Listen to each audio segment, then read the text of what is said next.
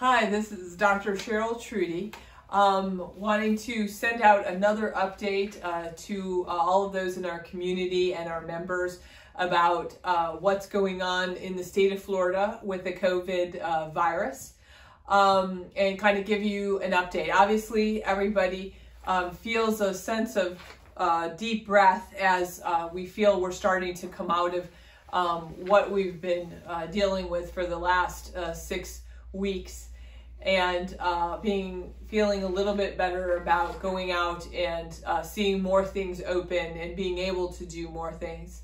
But I wanted to kind of give you the hard numbers of what we're seeing here in Florida, just so that you have an idea of what's going on. I still want to make sure that I communicate that I think we should all continue to exercise caution. I know we've sort of been, hauled up inside for quite a while, and it feels just great to get out again. But the virus is still out, it's still circulating, and we've been very fortunate here in Northeast Florida that we haven't had a lot of penetration into the community. And so being able to take advantage of that, and maybe being able to get out and get to our businesses and get out into the community quicker than other areas has really been a great benefit to us. The Florida Surgeon General gives out a weekly report, and this week the numbers are showing a pretty still steady stream of the same levels of hospitalization. So our levels of hospitalization is still about 2,000 people Florida-wise hospitalized with the COVID virus, and about 630 people in the ICU, and around 200 people on ventilators. And this is very close to the same numbers that we saw about 2 weeks ago. So the numbers are staying steady. It's great. They are not increasing, but I think that still caution still needs to be realized, as these are not going down. These numbers are staying the same. Now, I want to make sure I emphasize that our percent positivity on testing is going down. That has gone down to 2.95%. However, that is probably going down because there is a lot more testing available.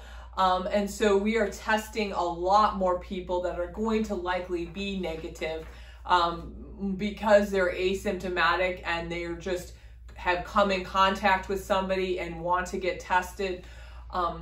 Also, there's been the introduction of antibody testing, which also is, a lot of people going out into the community and getting tested more. So in my mind, these numbers say that our everything is kind of staying steady, which is great. It shows that there's no worsening, but I still advise caution. I'm going to just talk real quickly about the different tests that there are out there and there are available. I've kind of put together a little bit of a diagram, so I'm going to bring this close to the camera. You won't see me for a second, but you'll be able to hear me talk. All right, so I want to talk a little bit about the virus. First of all, the virus, starts at day 0 here on this diagram, and we're kind of following out over a month time period. Typically, when we have the virus, it starts, there is a time period we're seeing about 5 days where people don't have symptoms and this virus is shedding. Once we hit that 5-day mark, usually we're starting to see symptoms. And then for most people, those symptoms usually progress pretty quickly over 5 to 7 days. And then our hope is that for most of us then we'll recover and things will get better over the next month. There is, though, for some of us, as we get into this, 2-week time period or 5 to 10 days after onset of symptoms, this is the critical time period where we're looking and checking to see if for you, if you have this virus, it's going to create the cytokine storm that's going to cause the havoc. So that's the area and the time frame that we're looking at. For most of us, once we get the virus, we have this asymptomatic time period, and then we begin to develop IgM antibodies. These are the first set of antibodies that we develop once we've been exposed to the virus. And it's looking like those antibodies are developing about day 7. So that's about 2 days after the onset of symptoms typically, or for some people, if they're asymptomatic, you might not have any symptoms and begin to develop then the IgM antibodies. Those quickly seem to peak around day 14 or so and then begin to fall away day 20. For some people on average, obviously further out for some people. Then about day 14, after we've developed the virus, that's when these IgG antibodies develop. And then once they develop, then they stay in your system forever. So we're using these IgM and IgG blood antibody testing now. We're using it to help us to screen, to see if we need to do more intensive testing. And a lot of people are interested really in this IgG testing to see if maybe over the past several months they've been exposed to it.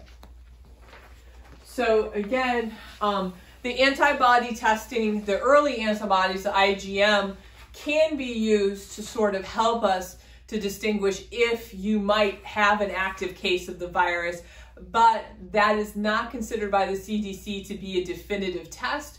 And so sometimes the IgM antibodies are easily available and they're done for various reasons, maybe because you're asymptomatic and you've been exposed to somebody and you just want to get the antibody testing.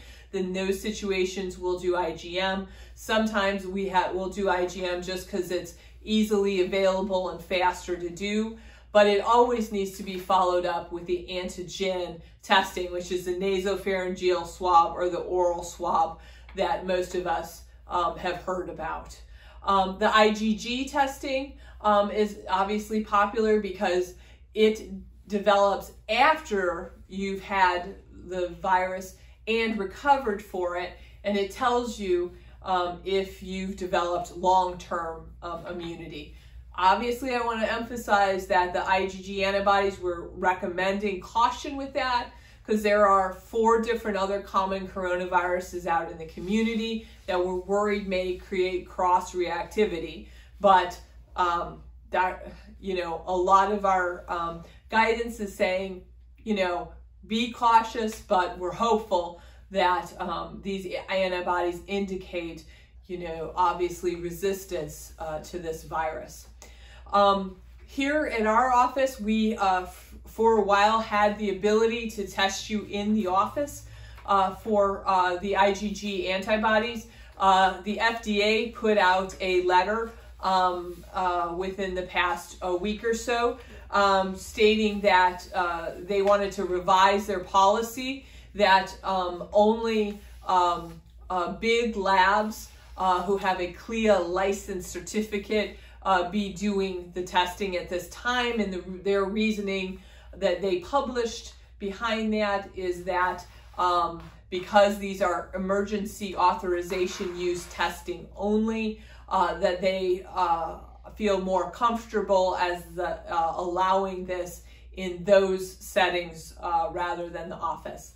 Be that as it may, so right now, if any of our patients or any of their friends or relatives are interested in antibody testing, we still have access to it, only we have access to it through our labs. So if any of our members are interested in getting tested, please email me or set up a phone visit, and we'll go over this diagram in detail and discuss what testing is best and what it means for you. If you're a non-member or a relative of one of our members, we are offering, a discounted telehealth visit. So just give us a call. We will do that with your relative or your friend or any non-member discuss what testing options there are available and the pricing, and get that antibody testing available for you. What we're able to do is write an order and then send you, either draw your blood here at our office or send you to a LabCorp location to get that done. And certainly if you have any questions, please feel free to email us or call us regarding that. So thank you very much. I hope all of you have a wonderful weekend. I hope you benefited from our continuous updates here. Again, Dr. Truty saying take care and be safe.